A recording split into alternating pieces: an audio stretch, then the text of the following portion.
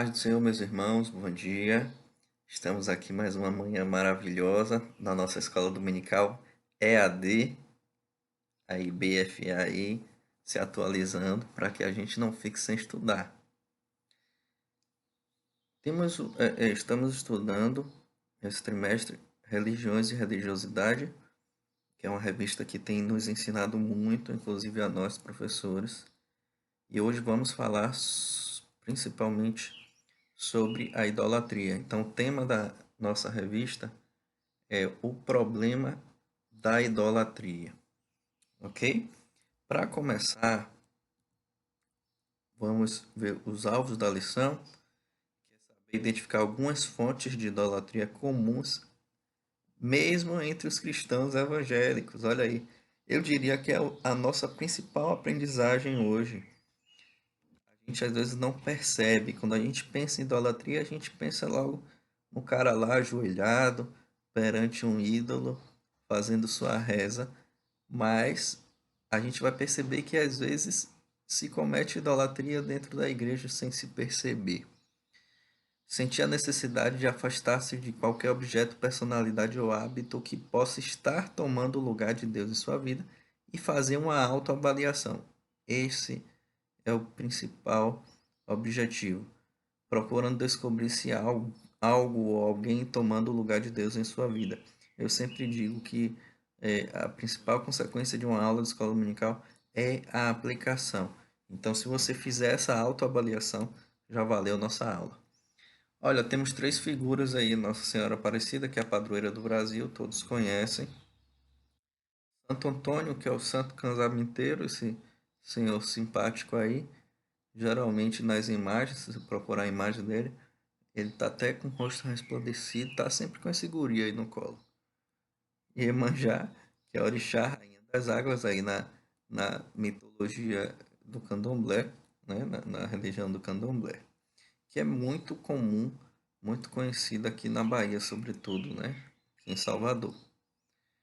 São exemplos de ídolos. As pessoas rezam, adoram a estes ídolos. Às vezes elas não admitem, mas o fazem abertamente. Então, se você para pensar que eles acabam tomando o lugar de Deus. Então, assim, a palavra idolatria vem do grego ídolo mais adorar, né? Então, é a formação a partir de duas palavras, que significa o quê? Se a gente parar para pensar, o dicionário vai dizer que é a ação de cultuar ídolos. O culto se faz aos ídolos. Culto de imagens, de esculturas, de santos. Toda adoração, reverência, prestação de serviço, culto, né, serviço sagrado a objeto, pessoas, animais ou qualquer coisa que tome o lugar de Deus. Então a revista vai dizer o quê? Qualquer coisa que tome ou diminua a honra que devemos prestar a Deus. Ok? Então, a partir dessa definição, a gente já tem um panorama mais geral. Então, qualquer coisa que diminua ou toma a honra e que devemos prestar a Deus pode ser considerado como idolatria, mesmo que a gente não perceba. Motivações para a idolatria. Lendas primeiro, lendas que povoam o imaginário popular. Então vamos lá. A idolatria pode vir de uma forma disfarçada. Então, o imaginário, a imaginação coletiva de um povo, de uma comunidade, através de histórias que se passam, que está ali disfarçada, num viés cultural, num viés mitológico, pode se tornar idolatria, se a gente parar para pensar, né? Então, é, é, é, é, a gente observa que as pessoas contam histórias que mesclam algo possível, algo que aconteceu, a algo improvável, algo que não faz muito sentido. Então, a partir daí se torna uma lenda e as pessoas acreditam naquilo sem conseguir provar. Outro comum é a influência dos povos ao redor. Isso aí é muito interessante na história do povo de Israel, a gente observa muito isso. Então, fruto, por exemplo, fruto da inveja, do poderio e prosperidade que os vizinhos ostentavam, a gente observa o seguinte: o povo de Israel então passava também a adorar a outros deuses, imaginando que aquela prosperidade daquele povo era proveniente da adoração a esses deuses. Né? Se a gente observar a relação do povo de Israel com Deus, é sempre marcada desde o Antigo Testamento por três fatores, né? A gente chama de tricotomia. Quais são os três fatores? O povo de Deus está lá, em plena comunhão com Deus, então vem o primeiro fator, o pecado. Geralmente esse pecado é a idolatria, a prostituição espiritual. O povo passa, como a gente explicou, a adorar outros deuses. Então, pecado. Após o pecado, Deus então manda juízo. O juízo é o segundo fator, né? A ira do Senhor, o juízo de Deus. Após o juízo, então o povo se arrepende. Observe todo o Velho Testamento e até hoje em dia, a relação do povo de Deus com ele se dá dessa forma. Então, qual a consequência? Deixa de receber muitas bênçãos prometidas, né? Deus permite que os inimigos dominassem seu povo. A gente vê muito isso no Velho Testamento. Né? O povo se torna cativo, saqueado, ok? Uma pergunta: será que o povo de Deus hoje também corre o risco de trocar as dádivas eternas pelos presentes transitórios? Né? Então é algo a se pensar aí, bem interessante. Outro o fator é a ilusão de liberdade. Então, assim, ó, a idolatria dos povos pagãos era algo que possibilitava a ultrapassagem dos limites estabelecidos por Deus. Então, a adoração a Deus requer santidade, a adoração a Deus requer separação, limites. E a adoração pagã não, geralmente é dotada inclusive de rituais e atividades eh, que denotavam prazer da carne e tudo mais. A manipulação do sobrenatural, né, é outra coisa também interessante. A manipulação do sobrenatural. Então, a gente vê que Paulo falava dos mercadores da fé. Então, as pessoas utilizavam algumas coisas, como amuletos, alguns rituais, tentando manipular o sobrenatural para influenciar na vida terrena, nos negócios, assim, no sentido de, nos desejos do homem pagão, né? Então, algo interessante, né? Vamos lá, implicações da idolatria. A gente observa algumas características de Deus. Primeiro, Deus é indescritível, ok? Se ele é indescritível, a gente entende que Deus é incomparável, ele não aceita ser representável. Não pode se descrever Deus. Você pode descrever um objeto, uma pessoa, mas Deus não, ok? Então, Deus deve ser adorado e não tentar descrever Deus. Ou seja, vou pegar ali o que, como imagino Deus, fazer um objeto e ali vou representar Deus para mim. Deus não aceita isso, ok? Nosso Deus é onisciente, onipresente, onipotente e não há nada impossível para ele. Não há nenhuma atividade religiosa ou recurso para se conseguir o favor divino, além de Jesus Cristo. Então, a questão dos amuletos, de outros deuses. Se ele é indescritível, ele também é único. Então, observa lá, Êxodo 20, versículo 3, diz o quê? Não terás outros deuses diante de mim. Ok?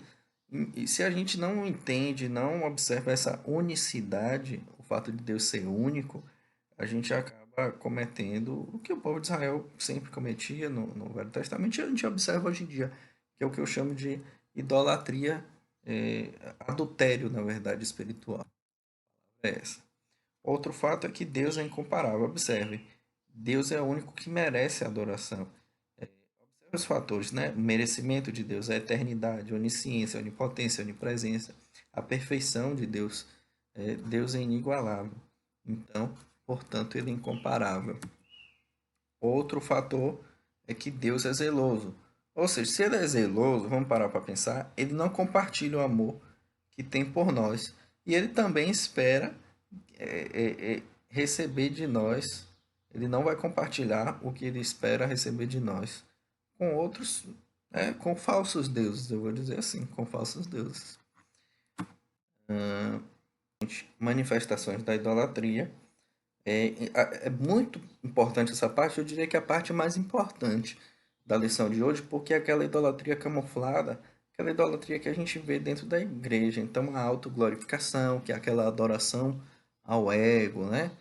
Então, uma pessoa que é aplaudida por uma multidão, eh, se manifesta também num ídolo gospel. Hoje é muito comum, né? De uns anos para trás, se ganhou muito espaço o mercado gospel, na verdade, se cresceu, houve uma grande expansão no Brasil e no mundo.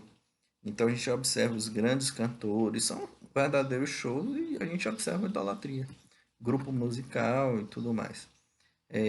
Também na supervalorização, quando se supervaloriza um músico, né, a participação dele no culto é mais importante do que os atos do culto, no sentido da adoração em si. Está ligado à popularidade. Então, se a gente observar o mercado gospel, a gente percebe muita idolatria. Também nos templos. Então, templos suntuosos, sofisticados, e beleza, toda aquela vaidade acaba se sobrepondo à verdadeira adoração. As pessoas se importam mais com isso do que ao próximo, né, que senta ao lado. Idolatria também, quando trocamos a fé genuína por uma fé ingênua, que é aquela fé justamente baseada em amuletos, objetos sagrados. Então, eu vou receber a cura porque tem a água do poço de Jacó, em Israel, que foi orada por não sei quantos anos, ungida pelo pastor fulano de tal. E aí eu vou comprar um pouco desse óleo e essa água. Então tem muito disso, a gente observa hoje em dia, né? As pessoas acabam idolatrando esse objeto pela fé ingênua. É um belo exemplo de algo que acaba tomando o lugar de Deus, que é a adoração à pornografia. A gente estudou um pouco disso também na lição passada, quando a gente falou de compulsão. Idolatria camuflada também se manifesta na cobiça. Então, o desejo consumista, aquilo desenfreadamente toma lugar, nosso coração passa a adorar isso, sem a gente perceber. E também, o contrário, né, é a avareza, é a adoração ao dinheiro também. As pessoas idolatram, se prendem aquilo ali, o coração já está preso àquilo ali. Observe que existem inúmeros tipos de idolatria que a gente não percebe, né? Hoje em dia também. Idolatria camuflada também, que a gente observa na igreja, quando se acredita que pode desfrutar das bênçãos de Deus e não abrir mão dos prazeres da carne, né? Dos prazeres. A gente observa também algumas seitas essa ideia. Para concluir, gente, a idolatria a gente percebe que é uma grande tolice. Então, o homem está sendo tolo, não está sendo sábio. É um desperdício de tempo, além de ser um pecado, ou seja, insulta a Deus, né? O idólatra ele é ingrato, né? Ele é irreverente, precipita a própria alma na mais tenebrosa escuridão. É insano e caminha para a perdição eterna. Então, devemos observar a manifestação da idolatria camuflada, que eu diria que é a parte mais interessante, mais importante de hoje. Né? Na verdade, os homens, a lição tem essa frase que eu achei interessante. O homem pavimenta os caminhos da idolatria, ou seja, o homem com suas próprias mãos ele vai construir o caminho da idolatria. Então é fruto da ação humana e é, na verdade, o inimigo se aproveita dessa adoração, para recebê-la. A gente observa isso também. Então não é algo, estou adorando o objeto não ouve, não tem problema. Não, na verdade, é o inimigo se aproveita dessa adoração, né? Então, que a gente possa refletir, gente. Observe como é importante a gente se autoavaliar e a gente observar a adoração camuflada, que às vezes a gente projeta sobre uma pessoa e não percebe que é uma idolatria. A gente projeta sobre algo que a gente tem ou queira ter. A gente projeta sobre um grupo de pessoas ou uma instituição, a adoração. Então, tudo que toma lugar de Deus ou passa a ser adorado em nosso coração pode ser considerada idolatria e abominável aos olhos do Senhor. Amém? Que Deus em Cristo vos abençoe.